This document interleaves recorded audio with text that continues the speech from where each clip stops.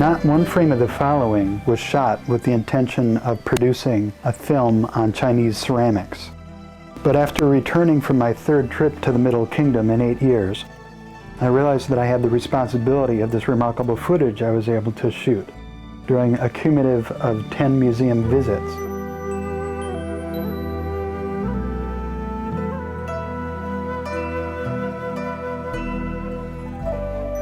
The heavy lifting of this project was done by a remarkable tour we were given by the curator of the Shanghai Museum, translated by our friend Ellen. This was so comprehensive that I've chosen to lead each one of these sections with their overview of the dynasties, one after the other. These will then be followed with commentary by Coeleen Kiebert, a ceramic sculptor and teacher, who led these trips.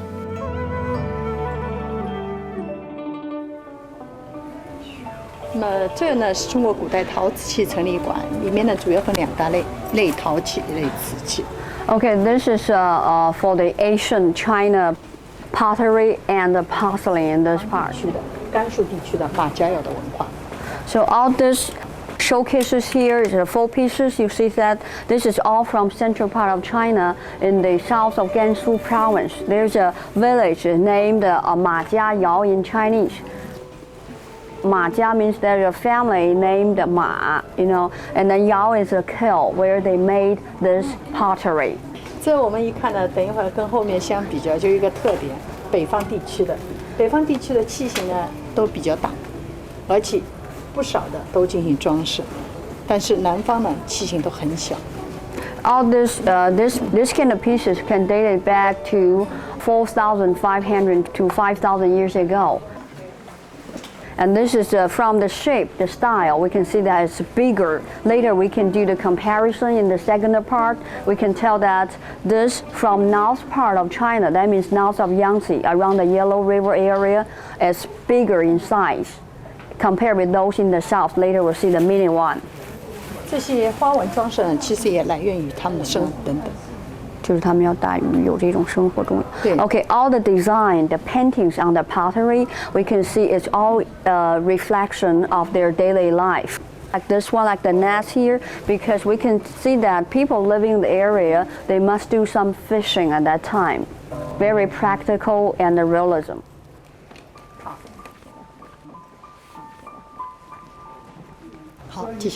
Okay, now next one here.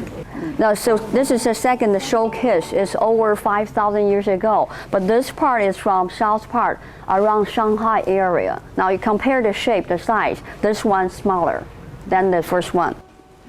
But this one, people in Shanghai, they are focusing to make their artists in smaller in size, but with detailed decorations and make it delicate. 看到的花纹装饰很少。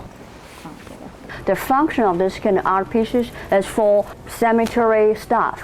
You know, when the nobles, the king, the emperor, when they died, they built a tomb, they got all the valuable things, treasures. Because of the climate, the weather, it's very humid in this part. So it's easy for the color decay when it's buried underground. This one is it's like a bamboo. Again, we can see that it's another kind of reflection of the daily life. But here we didn't mention about the kiln because at that time it's very simple and technology is not very developed. So this is the same from the area around the Shanghai and the Hangzhou and the Suzhou area. 这一样的也是位于我国的青浦县出土。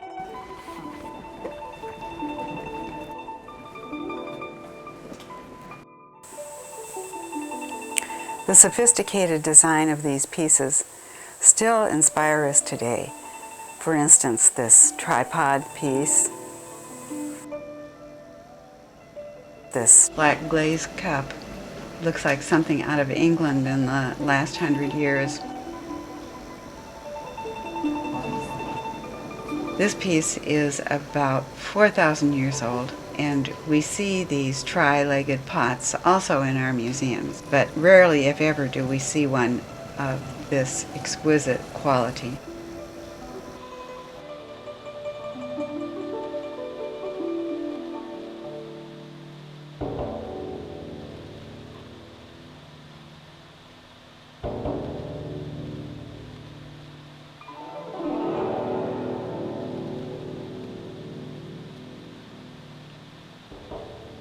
These restored pieces from the Xi'an Museum are very precious to have.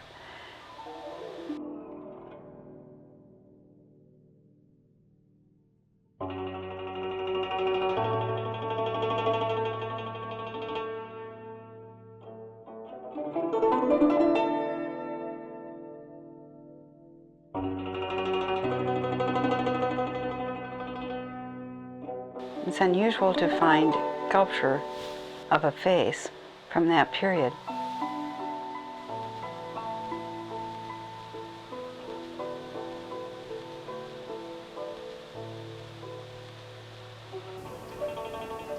Walking into this collection, it's hard to say whether one is in our own Southwest or in South America. It has a Mayan look to it, or the black and white of the Southwest Acoma Indians.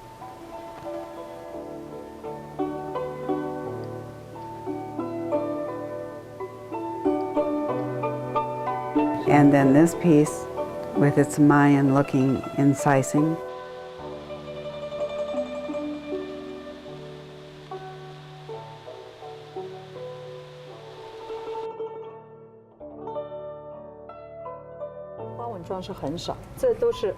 In the dynasty, it's called the Shang Dynasty.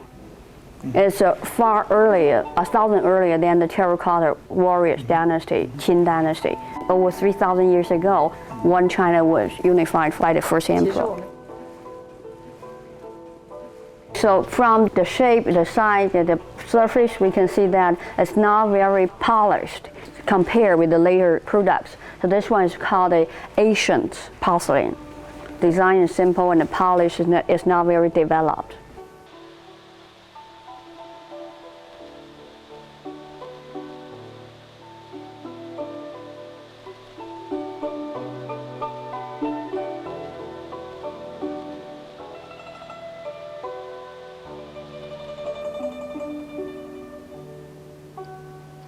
Although the inspiration for the terracotta warriors was very different than the inspiration of the pieces that we've been looking at up until now, it's hard for us to comprehend in our Western mind how it could be carried off. And it's hard for us to comprehend that all of these were at one time painted, so that we see this remnant of color in the earth from the terracotta warriors. But the magnificence of their skill, that each of these is individual, each of these holds the essence of the person that they had in mind when they created them, that despite this huge mass production, the heart and soul of the whole collection finds its way through each of these pieces.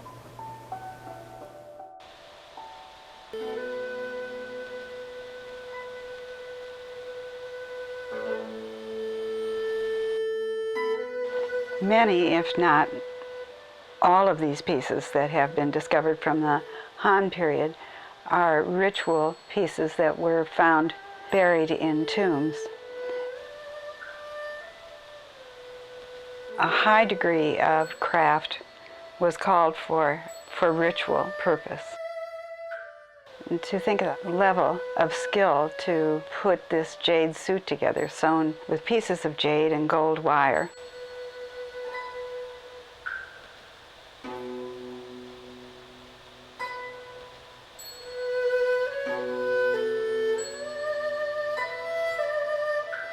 These pieces were no doubt buried in the tombs as well to accompany the deceased on their journey in the hereafter.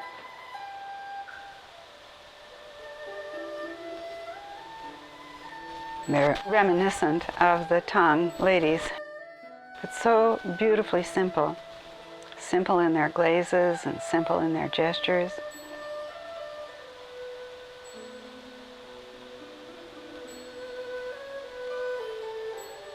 And then we have the emperor and his whole court.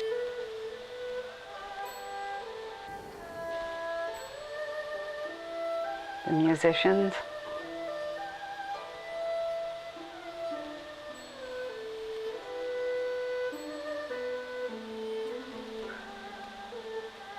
The advisors and the courtesans.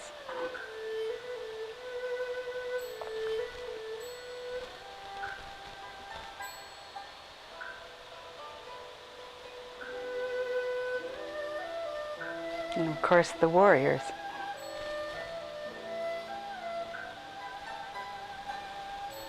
The eunuchs, probably. And we can see how much the Chinese express themselves, the character. This wonderful, wonderful dog. Just not at all the way we would have done such a piece. And when they work with the animals, then they begin to become fanciful as well. This famous Han piece. I think it's interesting that the unicorn shows up in Chinese culture, as well as other imaginary animals, such as the gargoyles on our cathedrals throughout Western culture. This piece could very well be on the corner of St. John the Divine in New York City, or Grace Cathedral in San Francisco. And then this information that we get about their lifestyle, the way that they reproduce their architecture and their way of daily life.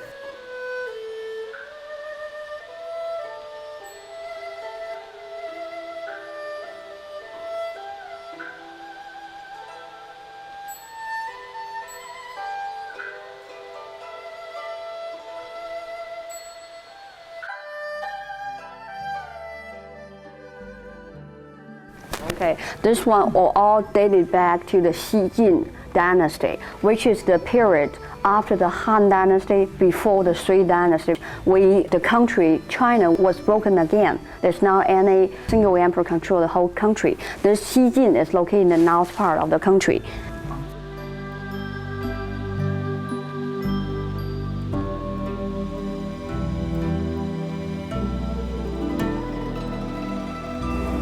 Okay, from the decorations on the top of the jar, we can see there are several different kind of things. One is the building, and this is a kind of big help, like our curator told us. It's kind of thing for us to do the research to understand what kind of architecture style we had in China in that time. And then the second one is the figures, like a sculpture, like a person's there. It may be a kind of like a imagined legendary god or something people worship.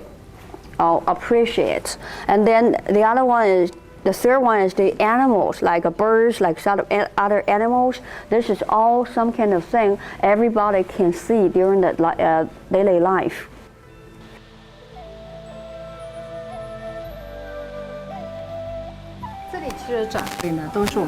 This one, next one, all here, the curator will show us is for civil. That means people just do by themselves. Compared with the first field or first three kills there, we can tell that here is so different. But there are more decorations. Why is that? Because in ancient China, if it's not assigned by the emperor, that means they are not official. And then the emperors or government didn't pay much attention to this kind of things. They can just express anything they want. That's why we got more decorations. For example, this is a pillow. So we see on the top, when they finish the first fire, they just write some words, like a poem and any kind of good wishes, and then refired again with a lower temperature. There's also a kind of intimacy that shows up in the Chinese ware. This very beautiful little figure is so sweet and so intimate, like the pillow, but they bring so much feeling and charm to these small pieces. Such a warmth about this Chinese pillow, and the strokes, the brush strokes are so strong.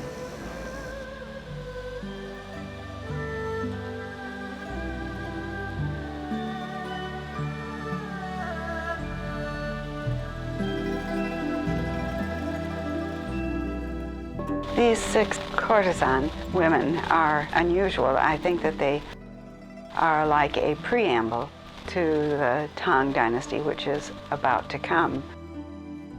They're very quiet in their glazes and their finish, and they're very slender, so they still speak more of the style of the day.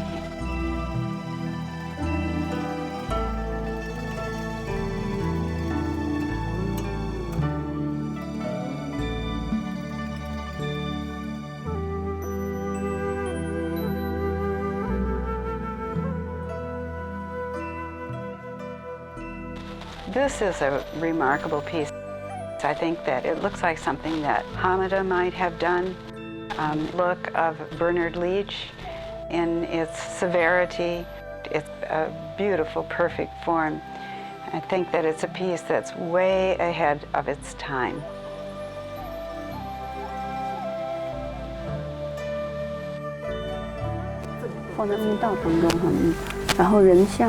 Okay, now here we can see all this. We can see Tang Dynasty is the peak, the highlight of feudal society in China. So because of development of economy, and anyone who got some kind of money became a little bit rich, they always got some kind of valuable big thing buried as burial objects. It's a kind of like a fashion at that time for imperial family, and all the people do that. So here we can see there are several different kinds of things. For example, this one, the first one here, this is like a kind of animal, but it got some imagined idea of superstitious Chinese like to have. This is like a kind of bodyguards, could always be in the center of the walkway of underground tomb.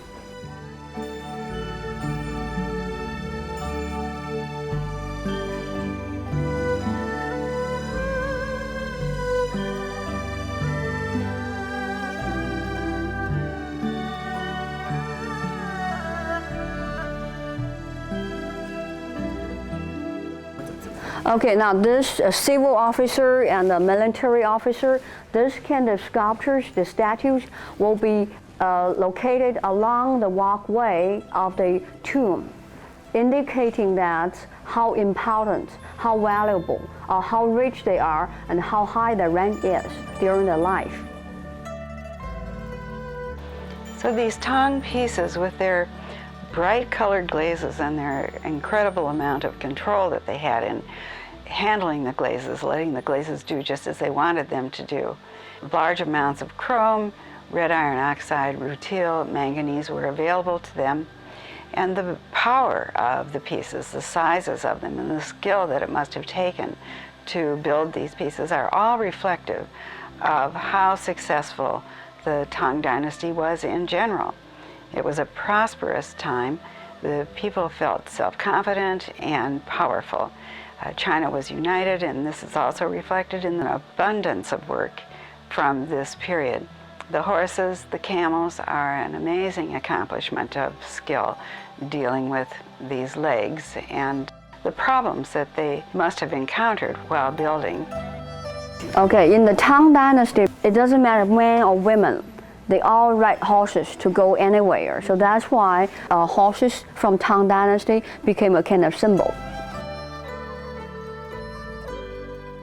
In the future, you can tell if it's from Tang Dynasty. Just see the body is bigger, head is smaller, and tail goes up. Okay, camel was also very popular in the Tang Dynasty. We mentioned about the Silk Road, and this part at that time along the Silk Road, camel is the main cargo stuff on the back. So this is a kind of very vivid, in detail decoration, we can tell.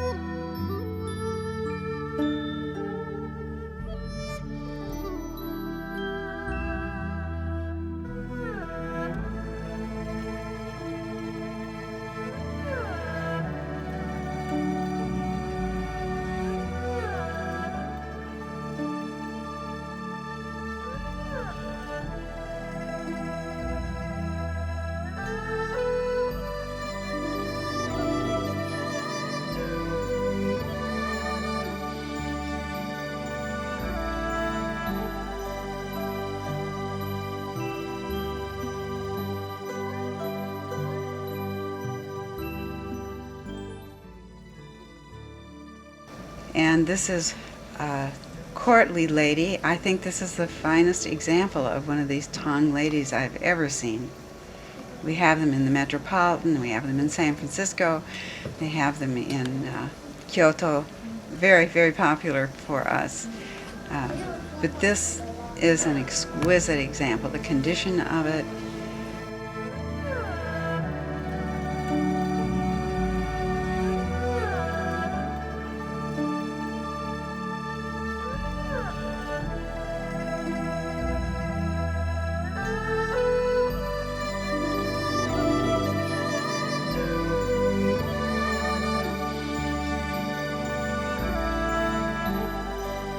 Later in the Tang Dynasty, cobalt was entered into the glaze process, which came from Persia.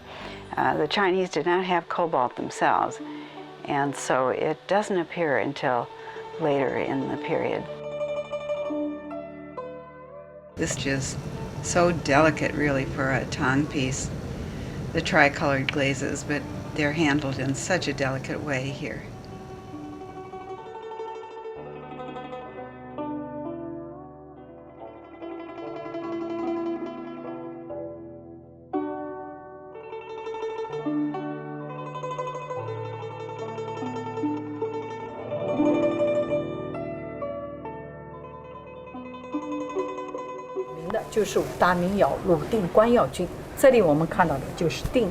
Okay, now we turn to the Song Dynasty, which is 1,000 years ago, and this is all this piece from one of the famous 5 kilns in the Song Dynasty. This is called the Ding ware.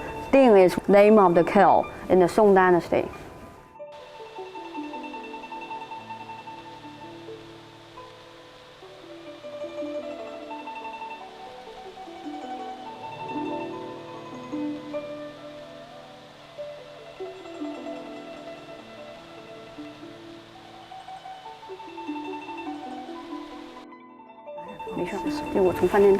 Okay, everybody, now we can see the main functions and specialty of the features of the Song Dynasty. This period from the Ding kiln is that it's always in colors white, and then no design, no painting on the surface, and then another kiln is kind of inlaid, like this dragon, for example. And then the shortcoming of this period porcelain is that we can see all the entrances at the mouth on the top, the edge or the margin is always not very smooth and polished, because at that time, the way they make it, they have to put this one upside down and fired and cold, and then so the edge, the margin is always like this. That's why we always find some with gold, silver, and copper coated the margin or the edge at that time. 这里我们看到就跟定窑所不同的通天满釉，就是龙窑。Okay, now here we can see this is from another kiln. It's called the Ru Yao in Chinese. Yao means the kiln, and then so here we can see it improved the way it's fired. So for example, this plate, the upside down, we see the bottom. There's some like a pinch. It's a hold it like spoon, hold the vessel, the products on the top.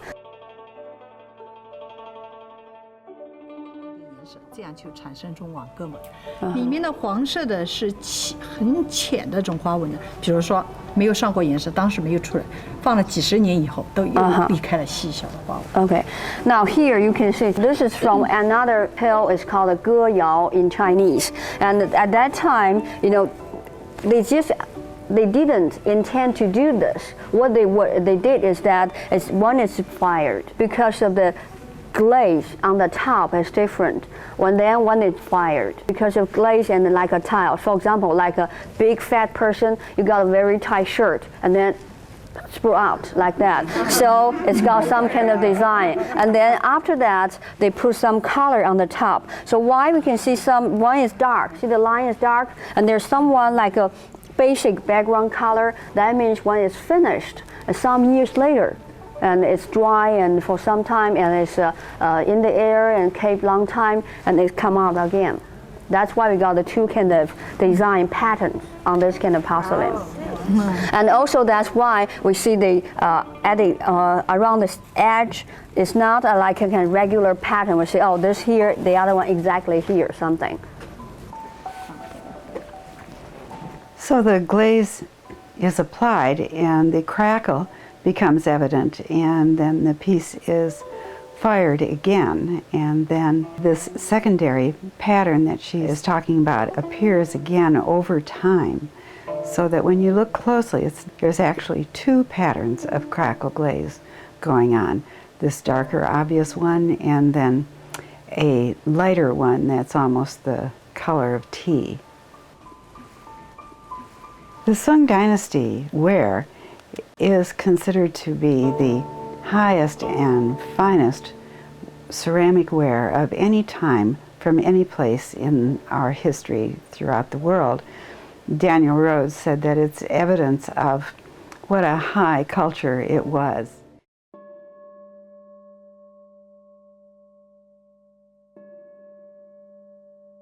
It's a dramatic departure from the Tang Dynasty, where China was feeling its power, and the work is very colorful and it's full of warriors. Here in the Song Dynasty is the age of the literati, and the work becomes much more refined, very quiet, even in the sense of decoration, as you see here. It's carved in, but there's not this need to elaborate with a lot of color. Form is very important, and we hadn't seen that before. This is a beautiful Kuan Yin. Hard to believe that a piece like this could be executed in porcelain. It's just an exquisite example of how refined the culture was and what very fine craftspeople they had.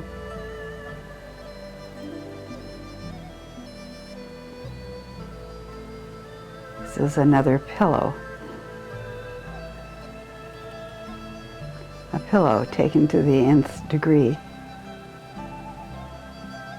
A little rutile, and that's all that there is in the decoration. Otherwise, it's this white celadon glaze, just a little bit of the green showing. Even in a figure like this, just imagine when you compare this with a Tang Dynasty piece with a figure riding on the back of a camel or a horse, that there's a quietness and a refinement going on during the Song Dynasty. The glazes are soft, highly controlled, where in the Tang work, they're wild and allowed to run. You can see the elegance of form. So many of these pieces we take for granted as having a Chinese look about them, but they influenced our whole Art Deco period.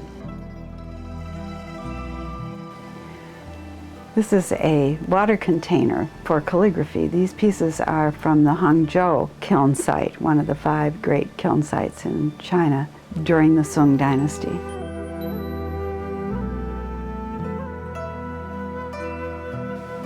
This kiln site, the climbing kiln, is still there, and the museum is very new. Oh my gosh, what's going on? It's amazing. We're in the Thomas Crown Fair now.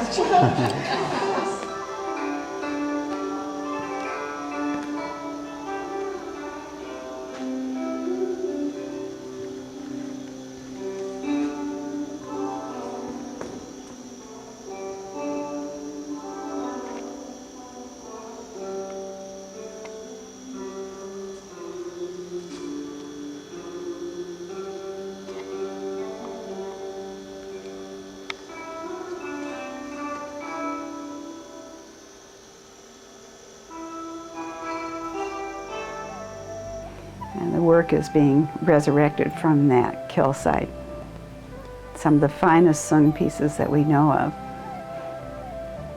This is an example of how refined the decoration is and how important form has become. Again, a reflection of the refinement of the time.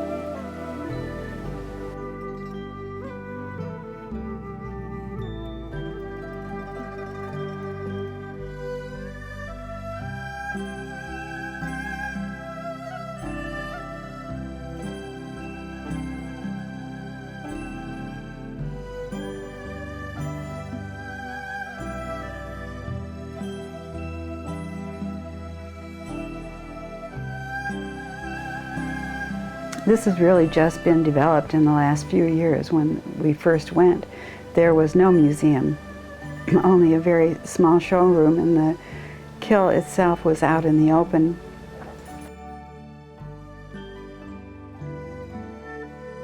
This is a beautiful piece here.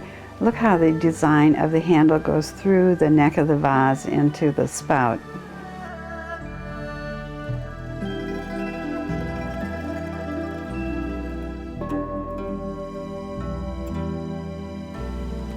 Again, the design is so contemporary.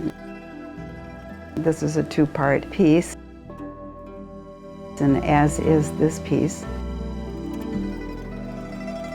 This would be a replica of an early bronze piece. Carried off in ceramic is quite a task indeed. It's wonderful that this vase and that this painting could come back together again. You can see even a piece like a vase is thought of enough to become the centerpiece of a painting. This would be an example of the rabbit's hair glaze and how it is so controlled as to stop just exactly where the potter wanted it to stop.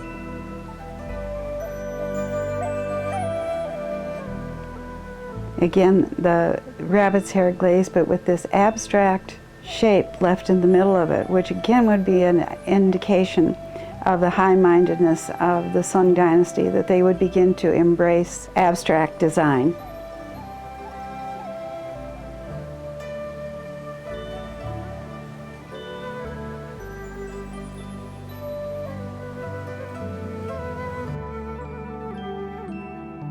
And these pieces that look so very contemporary.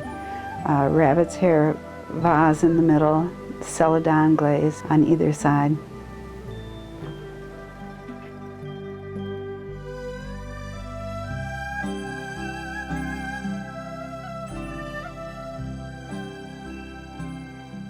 The refinement of these pieces really demonstrate what happened during the Qing Dynasty that did not happen before and did not happen again. Here is a delightful find. This piece was evidently auctioned at Christie's on July 6, 2004. So it's an example of how the Chinese are buying back their wares. Their sculptures, their ceramics are coming back to China. Okay, everybody here. 这里我们看到就是江西景德镇的青花瓷器，前面我们看到基本上都有单是以瓷器为主的，而这里我们看到是白底兰花的，非常典雅的这种纹样。Okay, this is the most traditional style in ancient China. It's from Yuan Dynasty, as said here, and then this is all the first three kilns we sell is all simple color. So this is a typical and special in ancient China. This is the most popular one all through all the dynasties in China. Okay, this is a cobalt. This one is from Qing Dynasty, by the way.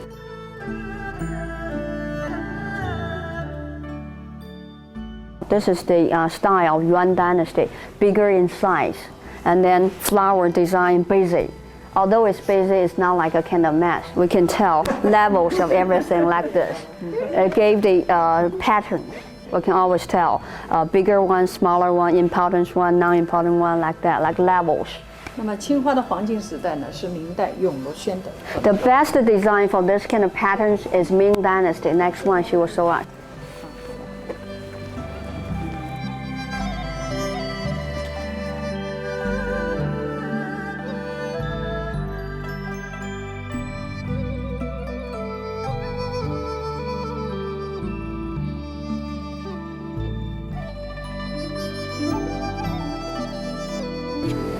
Okay, everybody, this is a highlight of blue flower design patterns, white background porcelains in the Ming Dynasty. This period, by the way, mentioned in your book, 1421. And then from the patterns and design and colors of flowers here, we can tell it's different from what we saw the first. And then one curator said that when they do the research, they will find some kind of some other colors. In this, for example, it's like a kind of valuable treasure, some jewelry style things. So from here, Wally, I think you should take this part in English. I don't know all the professional words, by the way, sorry. And then see that because of like in the book said 1421, and then the 郑和, the eunuch of Sanbao, assigned by the emperor to go up by the cruise. They got some kind of chemical pressure. 那个从波斯就是古伊朗来的，他。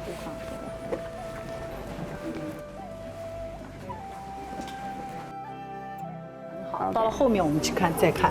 Now everybody, we can see these two pieces. Very big one is very colorful, but the curator said that in fact this is some kind of failure. This one should be originally designed to be in red, the color, but it became like a pink. And then this one, 这个应该什么颜色？应该是这也是红色的，应该。 This one should be red, but it's became gray a little bit. This is a kind of, they just get all the color by accident. 他说你们怎么知道这两个是烧坏了的呢？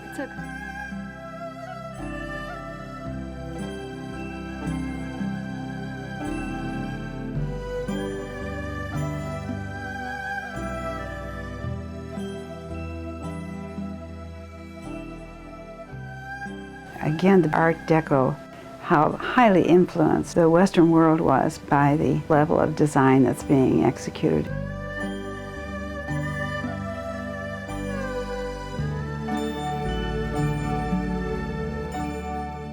This is an exquisite bowl with a gold edge on it.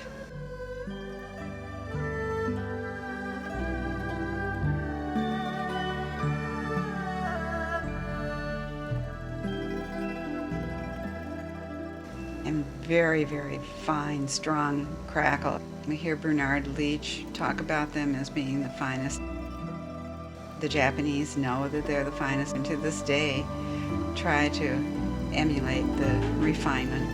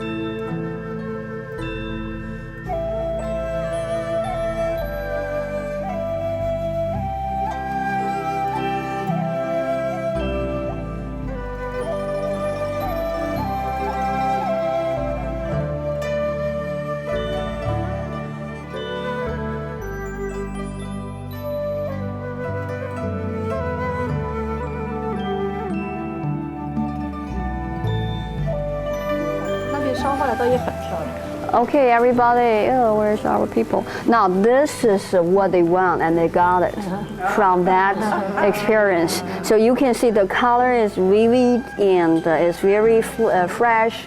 And we can tell this is what they tend to do from that piece. But this one is already Qing Dynasty, Manchurian Dynasty. So it's already, let's see, 200 years later, they got this one done. This is another outstanding piece. We said that 5 colors, blue and white porcelain, is very developed very much over that time.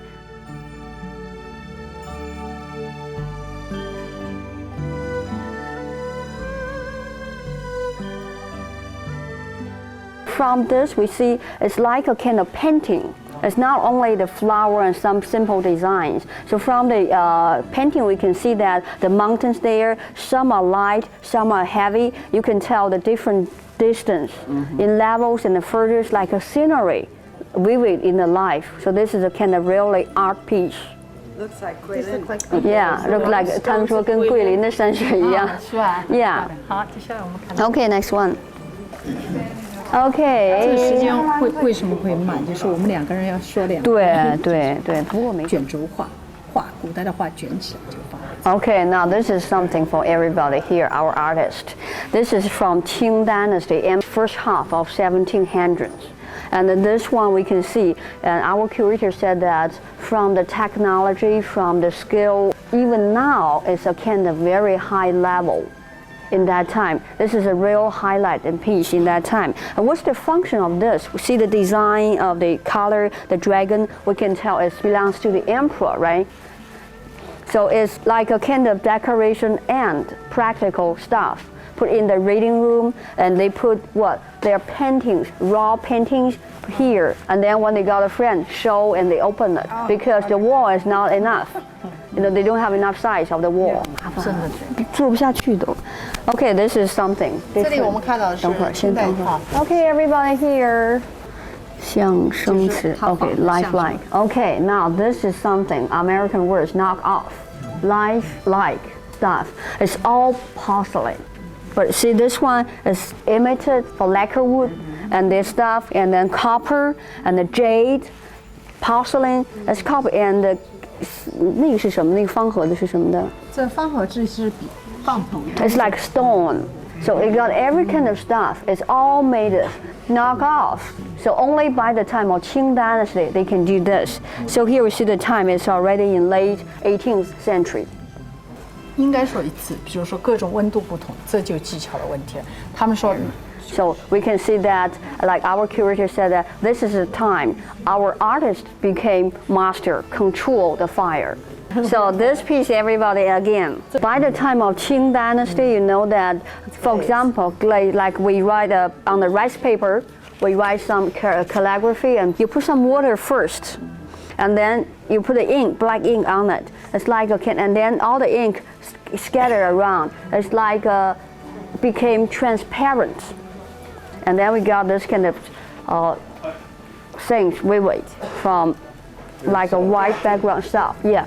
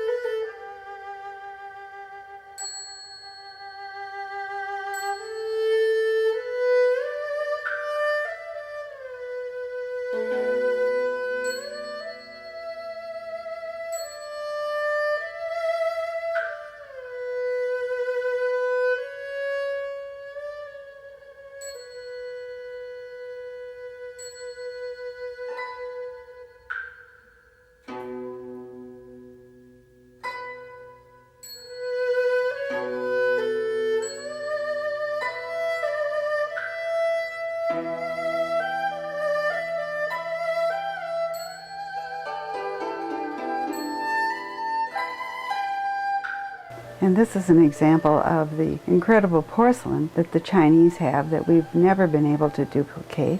The translucent quality is a beautiful example of that.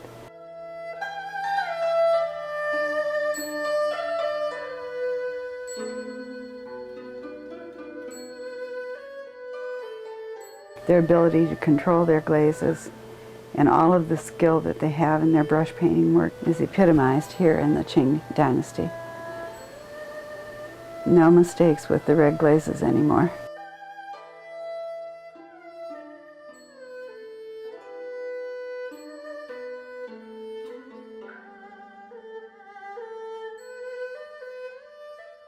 We're so fortunate to have this collection still because most of this beautiful work was destroyed during the Cultural Revolution. A lot of this pottery was smashed, granulated to wash the sides of buildings, but fortunately there were officials who recognized the value of these pieces, and so they were taken to places like the Forbidden City and hid in buildings like the one we're in right now, and so therefore protected. This piece is a double piece. There's actually a piece inside of it. That could only be done at the original time of building the piece. You can vaguely see the shadow of the interior piece here. This piece is a spectacular piece. It's a beautiful example of Art Deco, and it is also the favorite piece of the curator of this collection.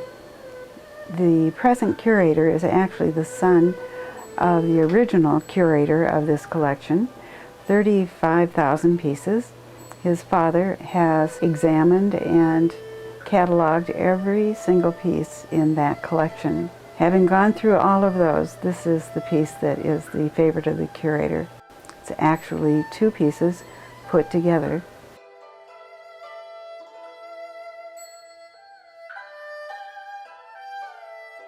This is such a charming collection, and the quality of the control of the glazes, the refinement of the sculptures. The glazes are refined here. You see that the red iron oxide and the greens from the Tang Dynasty are all taken to another level here, so that they've gotten control of the reds, the pinks, more subtle variations of blues and greens.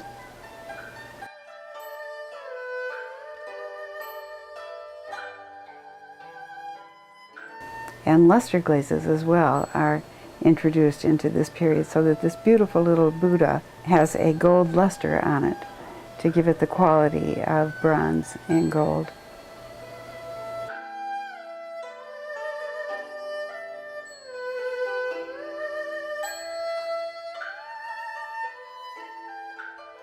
This piece has a wonderful quality of luster, and it's important to note that this luster was not applied as we would do today in our work, but it's a result of the aging of the piece.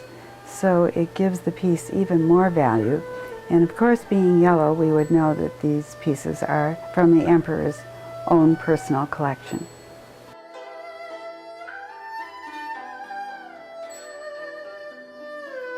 See the luster that has developed in this yellow piece? And how very simple and exquisite these designs are. Picking up on the original from the early bronze periods, these are duplications of those forms.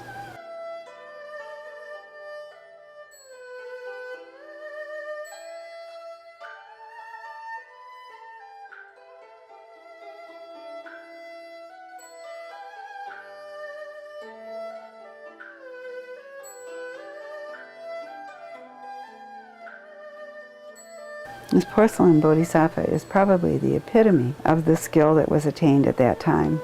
To be able to build a piece of this size in porcelain is in itself a feat. The control of the glazing, the beautiful brushwork of the application of the glazes, and the sense of soul and essence in the piece, which is not lost in all of the technology that's been applied. It's this sense of soul and essence that the Chinese have been able to express in their work throughout all of these dynasties.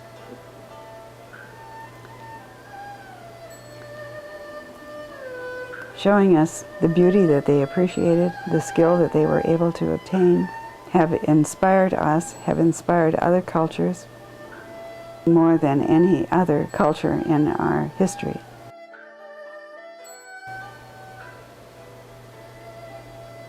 We're so fortunate to be able to come back into this nation and see these pieces being so well cared for and so appreciated in their own land. And of course, they still continue to inspire us today.